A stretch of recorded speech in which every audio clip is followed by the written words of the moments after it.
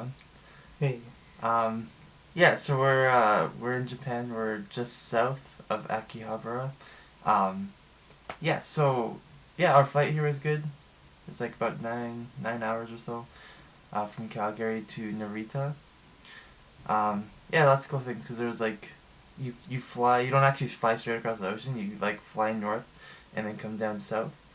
So we actually like fly past like I think Siberia and Yeah. Russia there, and it's just like vast wastelands of like snow. And ice. And then head to customs.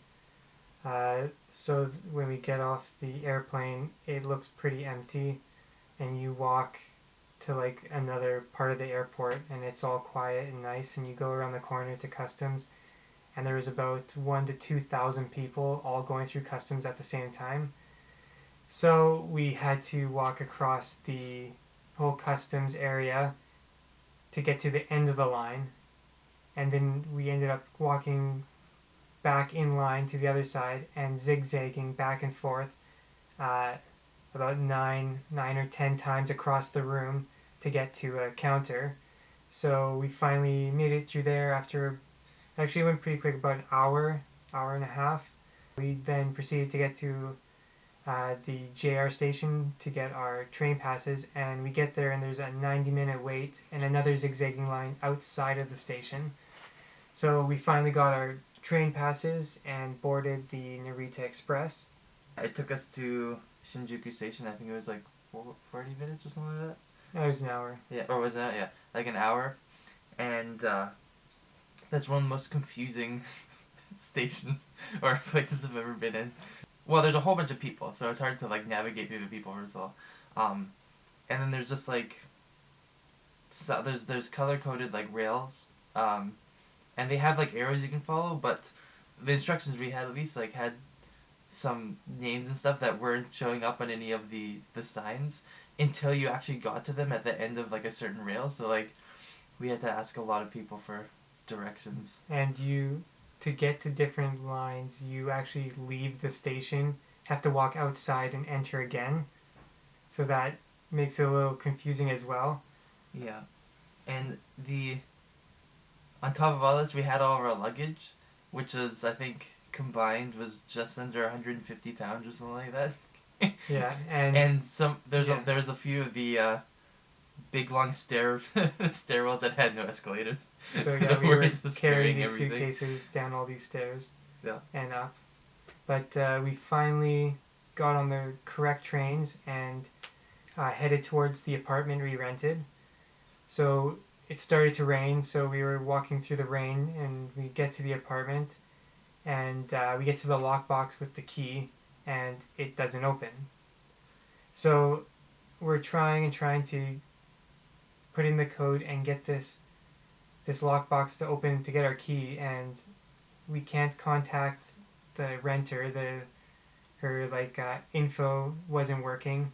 We didn't have a phone to call her, so we decided to search for a phone at the local Family Mart to see if we can give her a call. In Japan, not a lot of people speak English, so like I had to try to use my very limited Nihongo skills, Japanese language skills, to try to ask a lady for a phone.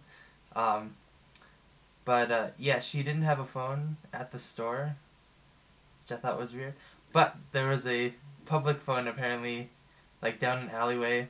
She tried to give me instructions. I just nodded and smiled because I only got like Migi and Hidari, which is right and left. So, but she pointed kind of in the general direction. So that gave us a little bit of hope. But we searched for about 15 minutes walking down kind of the way she told us. Alleyways, dark alleys. We didn't find any phone of any sort. And so this is getting towards 9 o'clock at night. Yeah, we had been up for I think like 24 hours already or something like that. Luckily, we had gotten our portable Wi-Fi set up, so we could talk to some of our friends. So we had Humika phone to contact the lady because yes, we were she very had grateful. a phone. And we found that there was several lockboxes on identical pipes on the side of the building. So we did eventually find the correct lockbox, and we did finally get our key.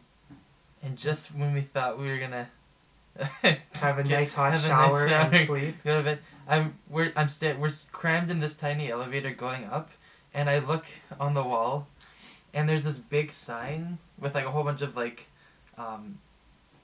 it's all written in Japanese, like kanji and katakana and all that. But then there's like one English part that's all like bold, underlined, or whatever, and it's like this is what it says. It says, if you are a traveler renting from an Airbnb in this building, you are not allowed to be here, and you have to phone your the person who's like the host and evacuate immediately. Yeah, evacuate immediately. Yeah. So I'm just like, oh, that's not good. So we went into the apartment anyways. It was pouring rain. We're freezing.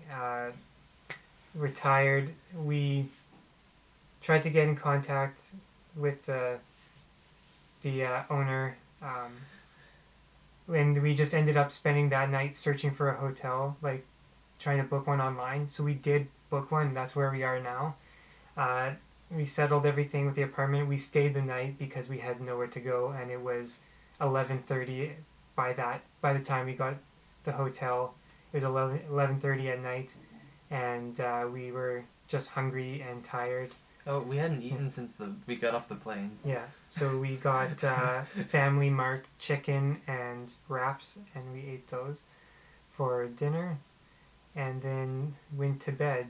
I was gonna say, it's pretty funny, because Frankie was looking for a hotel, so I went to the Family Mart, and like I was like sleuthing through the building, because after reading that sign, I felt like if somebody saw us, they'd be like, But yeah, it's pretty funny, because you're like the only, like we were like the only white people in like everybody's Japanese there, right?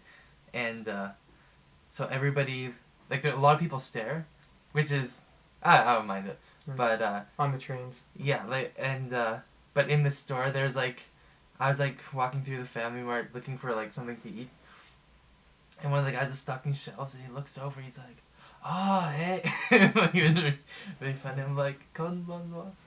The next day we got to our hotel, and yeah, it's a little small, but for us it's fine. It's just a little hard with all our luggage to move around in the room. So we'll give you a little quick tour of the hotel room so you guys can see, and then hopefully we will get some more footage soon for you and post another video. So for now, we'll see you guys later. So we have the entrance to our hotel room. It's like a desk. We're working on our videos. There's a bed that touches 3 walls. It's not a lot of space, but the bed was big enough for the both of us. So, and we didn't even touch during the night, so that was pretty good. As you can see, the suitcase is as wide as the walkway, and we're kind of walking over like our bags to get anywhere.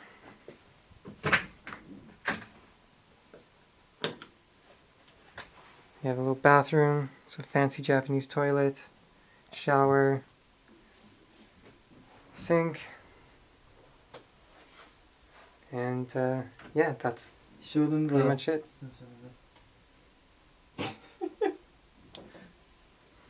So you have for your toilet. This is my new favorite thing, by the way.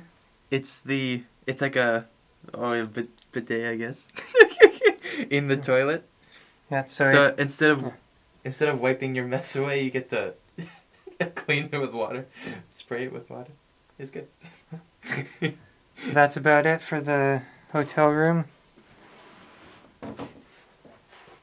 And we'll talk to you guys later.